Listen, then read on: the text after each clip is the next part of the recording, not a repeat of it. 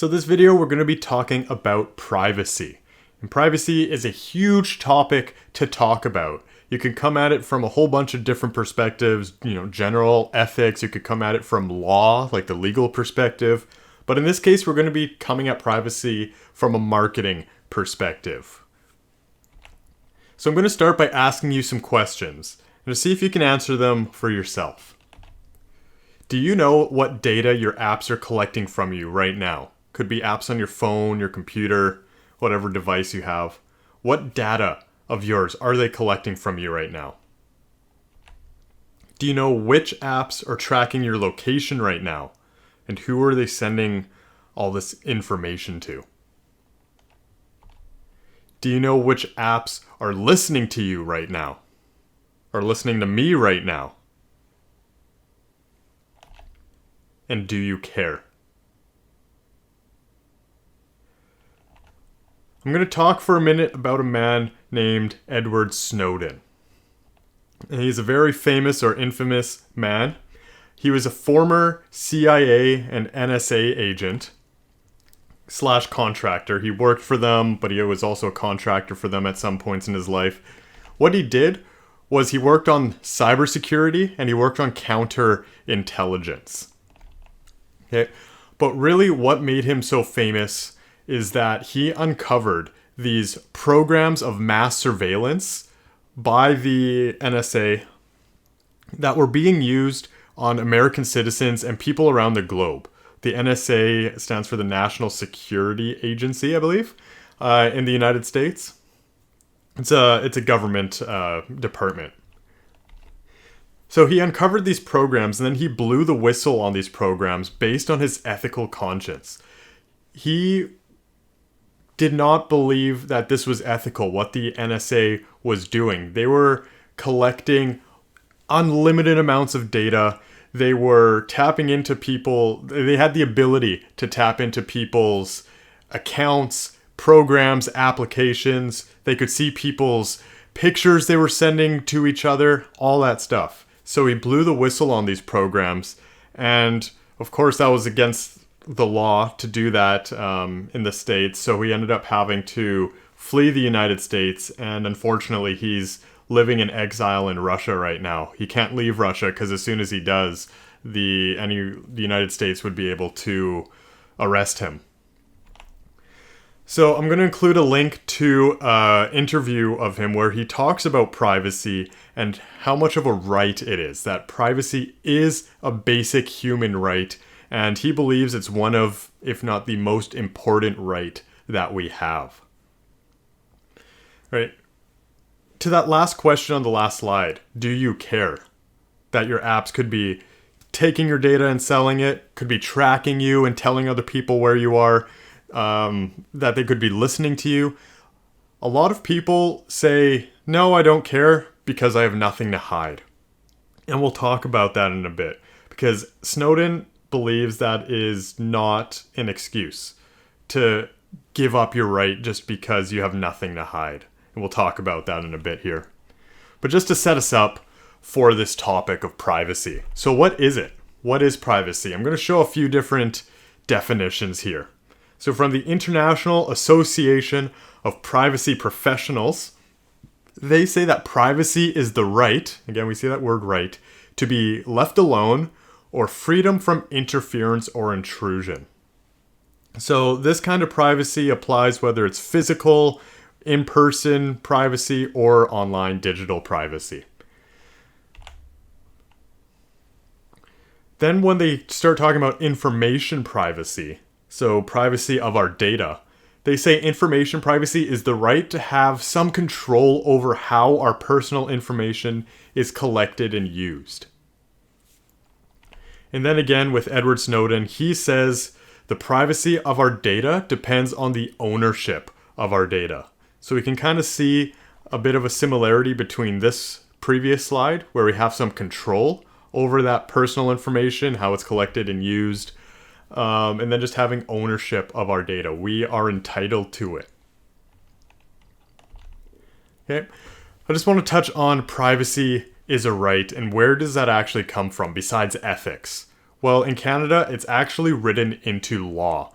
in the Charter of Rights and Freedoms, it falls under the right to life, liberty, and security of the person.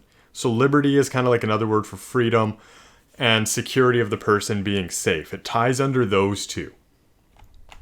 And then we have statutory laws. And statutory laws are laws that are written by governments, whether they're the federal government and they apply to Canada, whether it's the public sector or the private sector, or it's our provincial governments passing provincial laws. Again, whether it's for public sector or private sector.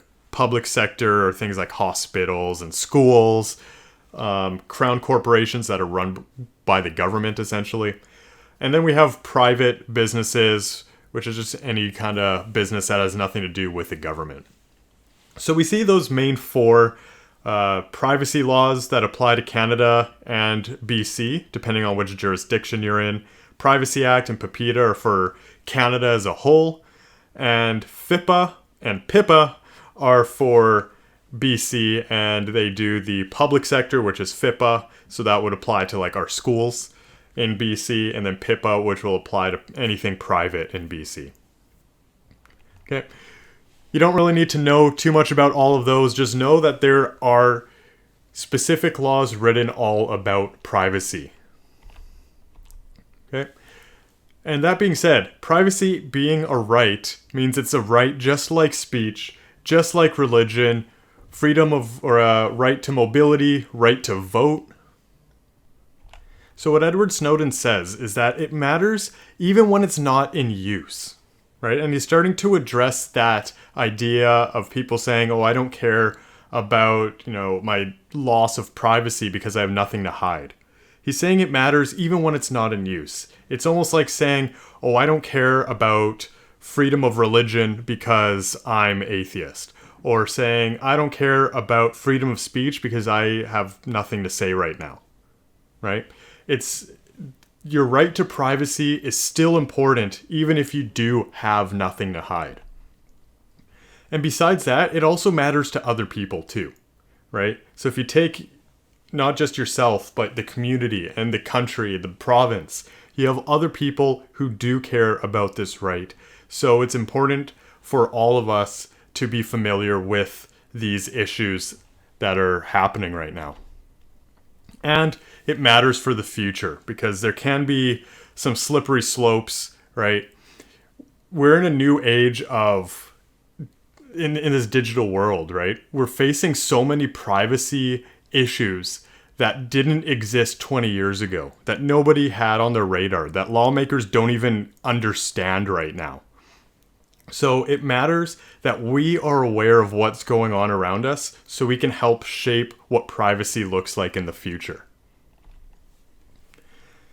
And I'm going to leave with what Edward Snowden says here, paraphrasing. He says that we should not need to justify a right. Others must justify their violation of that right. So if somebody is going to violate our privacy, violate, I kind of put in quotations there, if they are going to somehow violate our privacy, they need to have a reason to do that, right? Just like if we need to limit our free speech, there has to be a justification for that, right?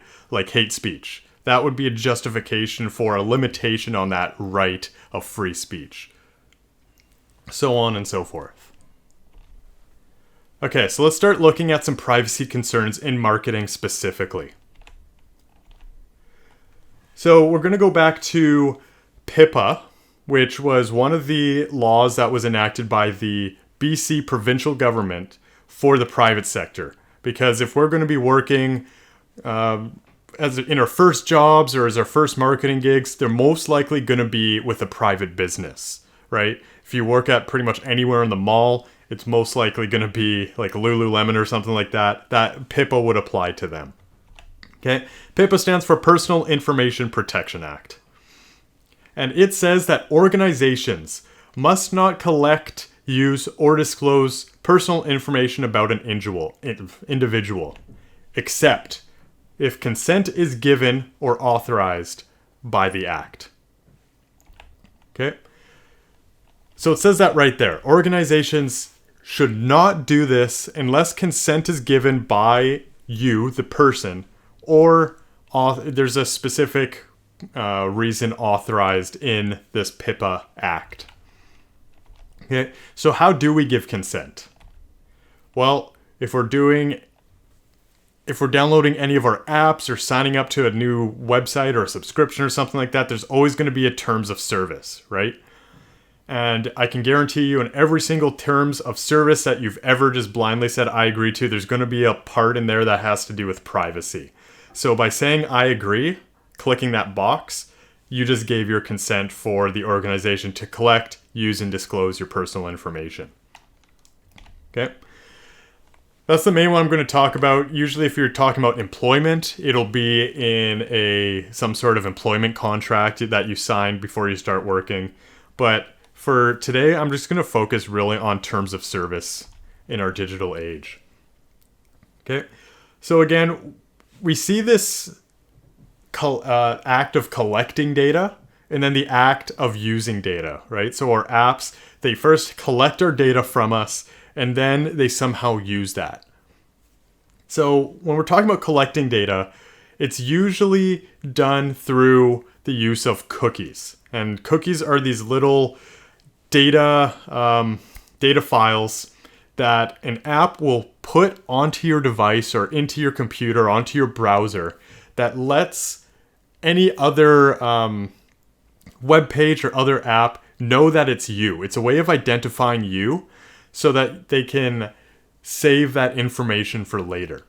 I'm going to put 2 videos up on cookies. One is more of an optimistic look on cookies and all the good they can do because they do good things, right?